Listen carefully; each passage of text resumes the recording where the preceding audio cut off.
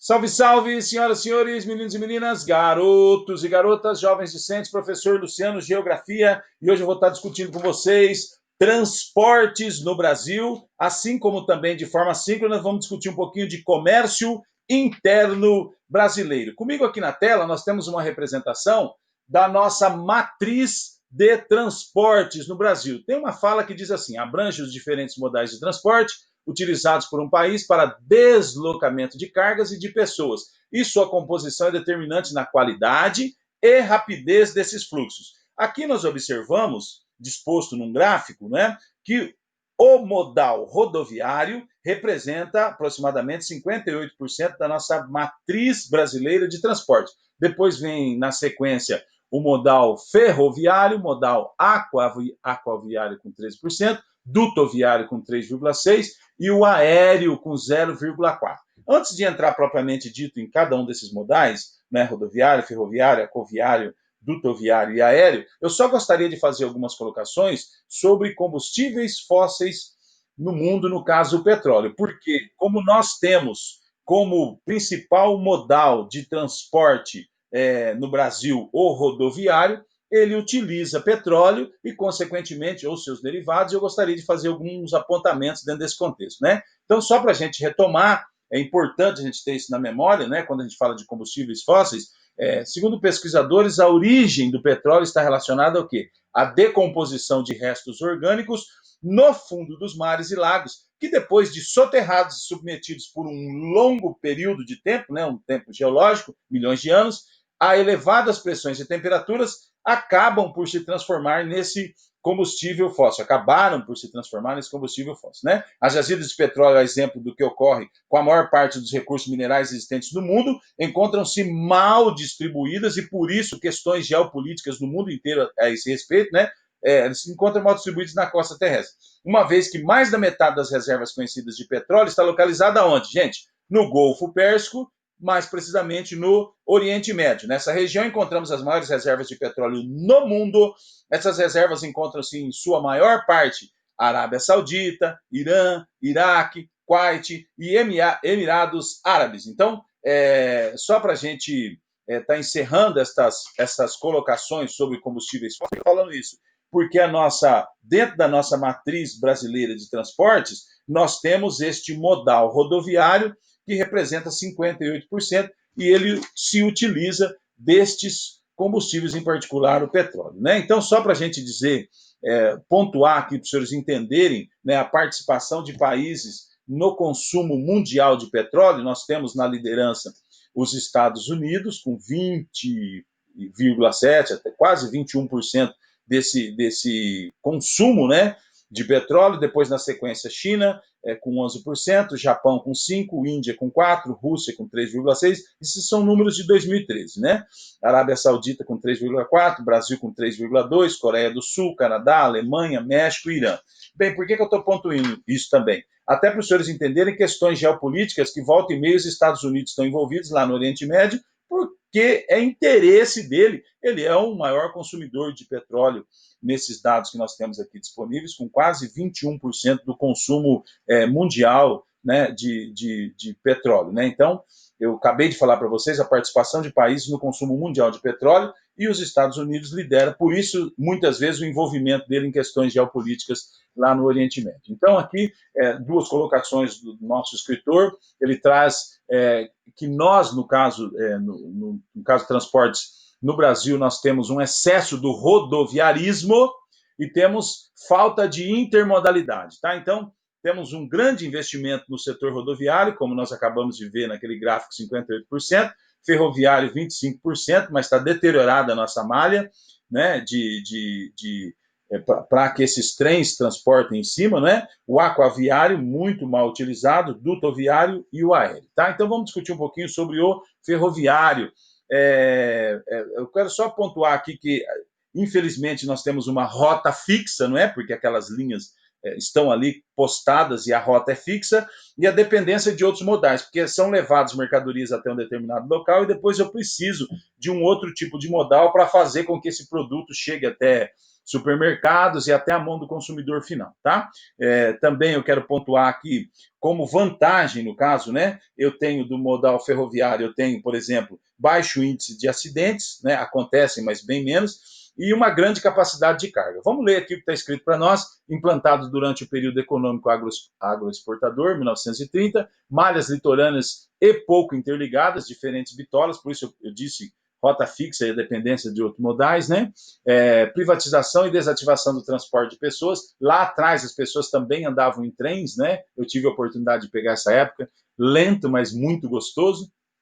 Transporta especialmente minérios e grãos. Avançando no nosso raciocínio, estamos fazendo uma aula discutindo transportes no Brasil, agora modal rodoviário, priorizado durante o período econômico, urbano-industrial, após 1930, incentivado, né, com o lobby exercido pelas montadoras automobilísticas, a precária situação em razão da falta de investimentos em manutenção, privatizações e melhorias da malha mediante a cobrança de pedágios. Maior risco de acidentes, né, então já sabemos disso. Nós temos também um grande risco de furtos, de roubos, e por isso as as empresas seguradoras trabalham muito em cima do modal rodoviário, né? E a capacidade também limitada, bem limitada, de transporte.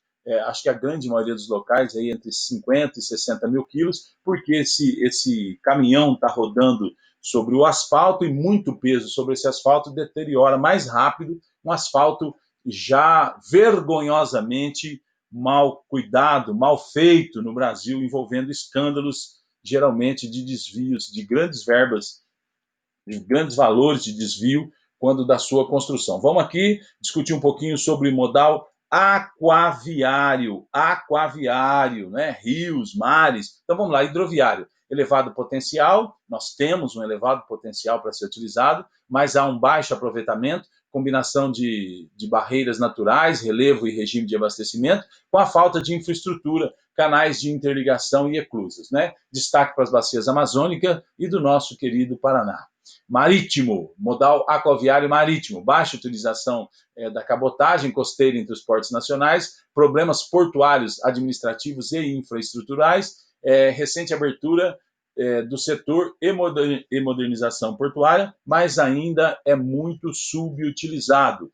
E como último modal de transporte que nós vamos discutir hoje no Brasil é o modal aéreo, estratégico para um país de dimensões como o nosso, né? De dimensões territoriais tão amplas como o Brasil, rápida expansão na última década, sofre com a decadência das infraestruturas operacionais e aeroportuárias, sobrecarga dos principais aeroportos nacionais. Bem, isso aí foi a nossa discussão sobre transportes no Brasil. Temos aqui 2 exercícios para fixação do que nós discutimos. Eu gostaria que você acompanhasse comigo a leitura, né? De todas as transformações impostas pelo meio técnico, científico e informacional, a logística de transportes interessa-nos mais de perto a intermodalidade, né?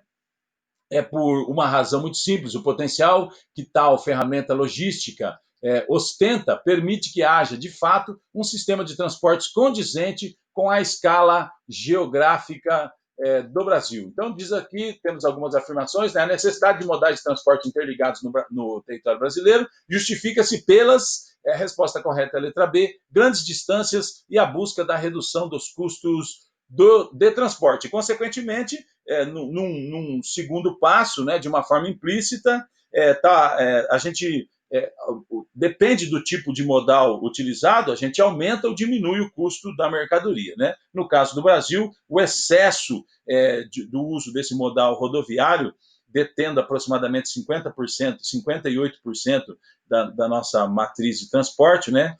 Nós temos um aumento do custo das mercadorias, né?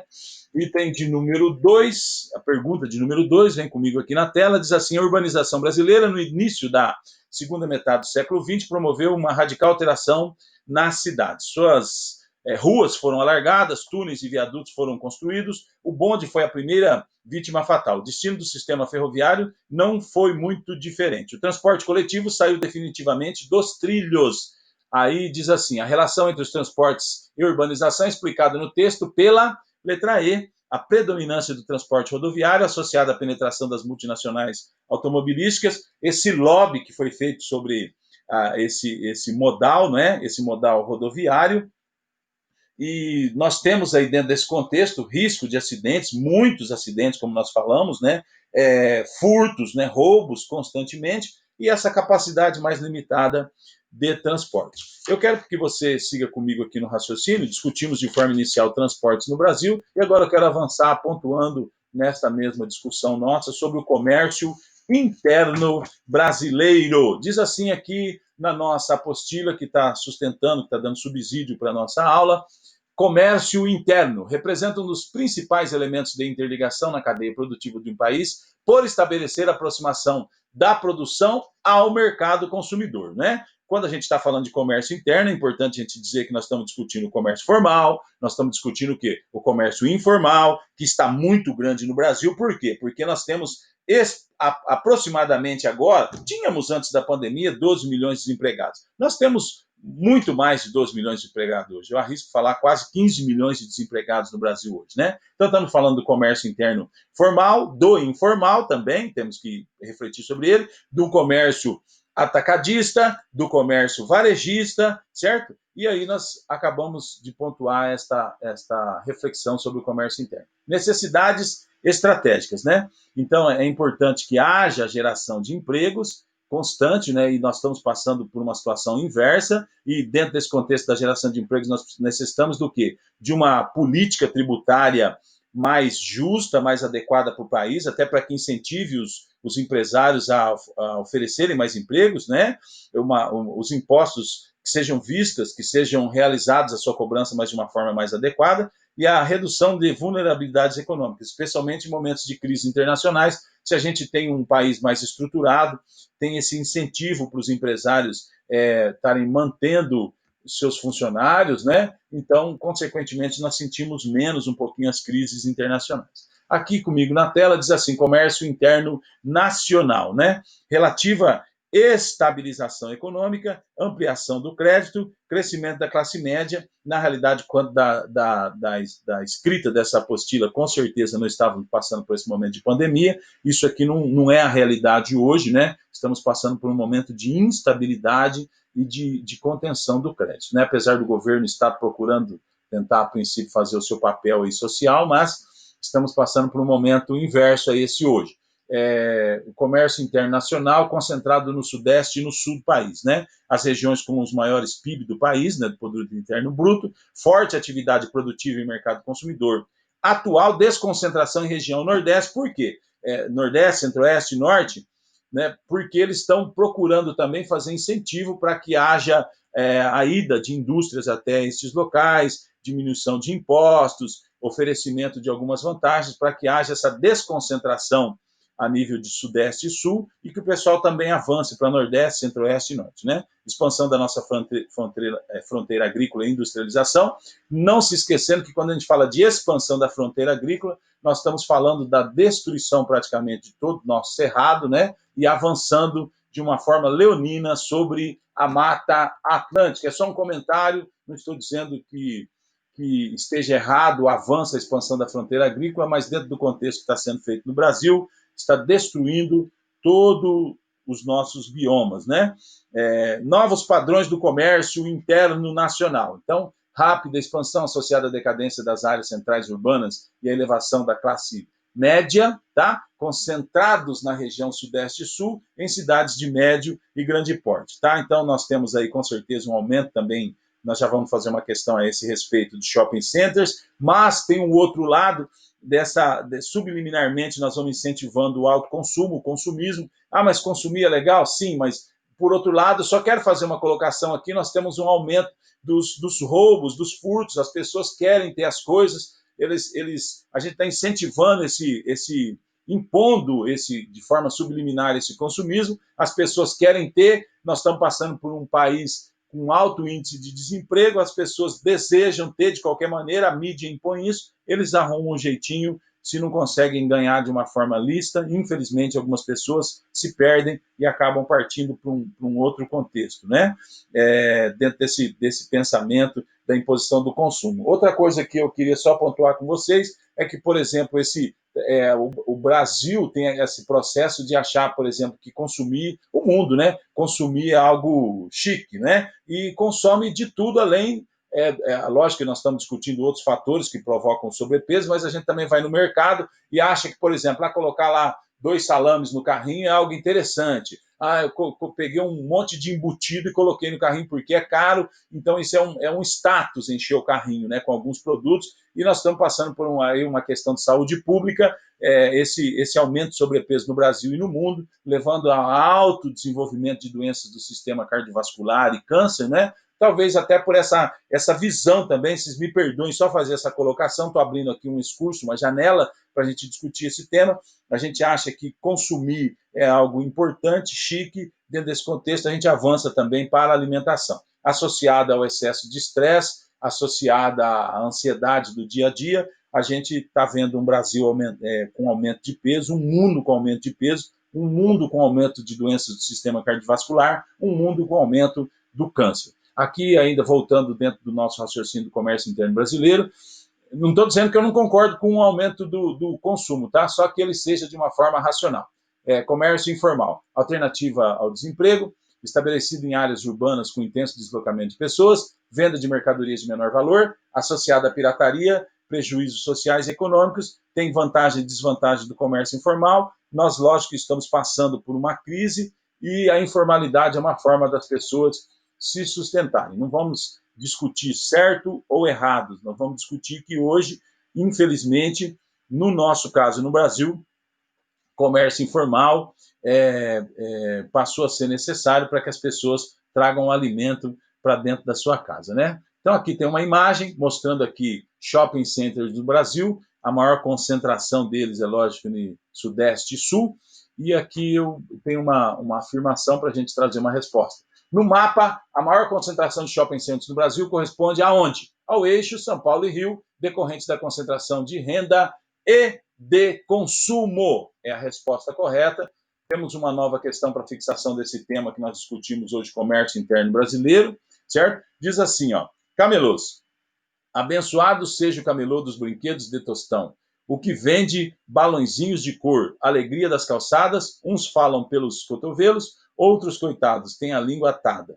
Todos, porém, sabem mexer nos cordéis com o tino ingênuo de demiurgos de inutilidade. O mercado de trabalho formal urbano, como se sabe, não tem sido capaz de absorver os contingentes de desempregados. O trecho acima serve para ilustrar tal realidade. Resposta correta, então assinale a alternativa que melhor retrate o problema do desemprego e subemprego atual, é a letra C. Resposta correta é a letra C. A crise econômica, aliada à reestruturação de vários ramos da economia, tem contribuído para a expansão das atividades informais como o comércio.